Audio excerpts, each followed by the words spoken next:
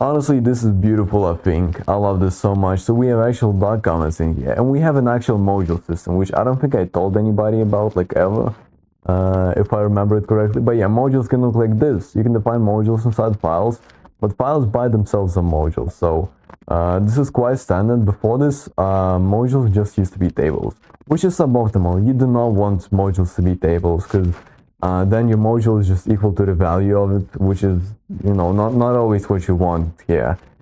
So yeah, that's what you have. You also have like this fancy doc generator here, right? So it gives you markdown.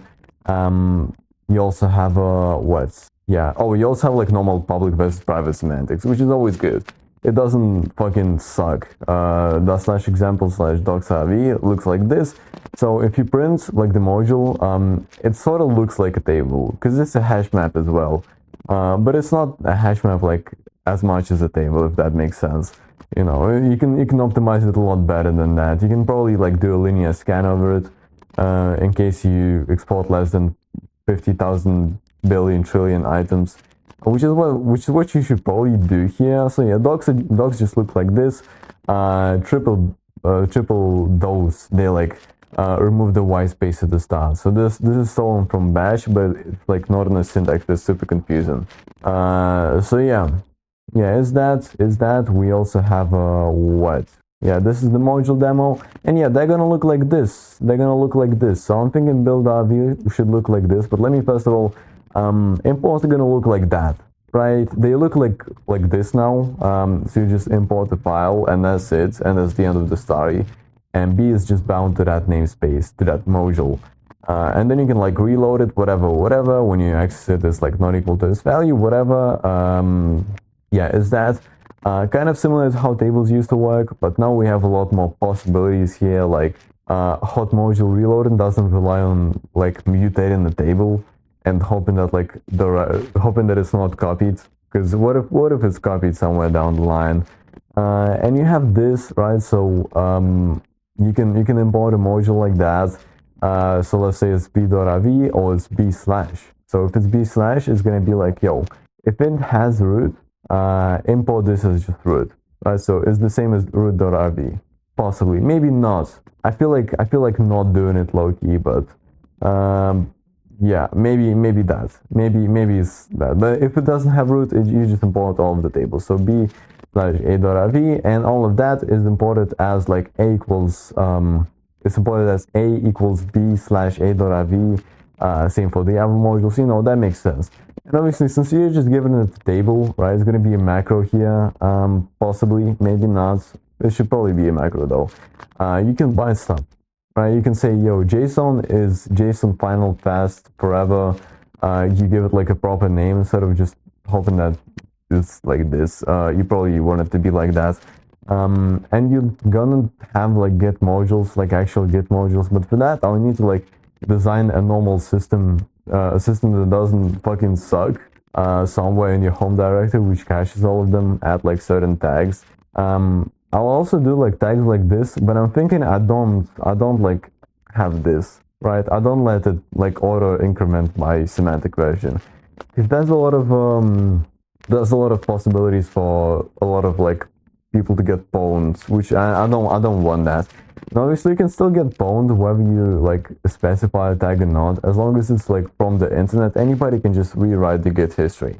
So for that you can like ship a little like log file. And then for log file, you just like log it forever. Like you don't update. The hash has to match it, and that's that. That's like the end of the story, and that's how you don't get pwned. But that's probably not what's gonna happen soon, right? So for now, it's just gonna be this. Right? You don't specify like the protocol. You specify just like the link. You can do it like that. Obviously, you can like have it be a computed key, which is like of any name. Yeah, so that's just all of that. Well, obviously you're not gonna have it like that. You're gonna have it like that. But yeah, that's just that. I'm also thinking like a normal build system, like a super regular build system that everybody has, which is the Zig-ish build system. Well, not everybody has that, but Zig has that, and Zig is everybody, right? Everybody is probably gonna try to copy the Zig build system in the next 10 years. That's my prediction. I can put money on it, low-key.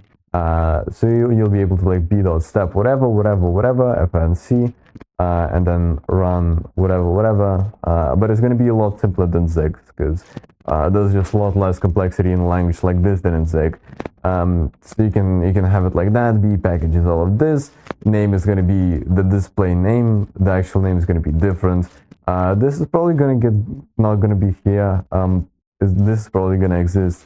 The desk is gonna exist. So it's gonna be like, I don't know, like triple quote, and then this package does blah blah blah, whatever. It does whatever, right? All of that, and then you have the description like that.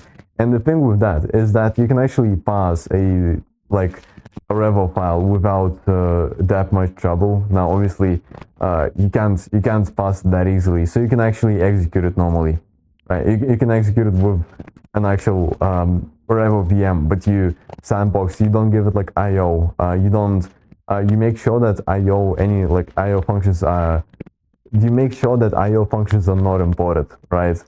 I'm stumbling over words. I slept for 2 hours today. But yeah, that's what you have. That's what you're gonna have. Today we just have modules and dark comments. I'm probably gonna add dog tests as well if you're familiar with Elixir as that. But yeah. Give me some objections because you probably have objections here, high key. So, did I forget? No, I didn't forget anything. Let's go.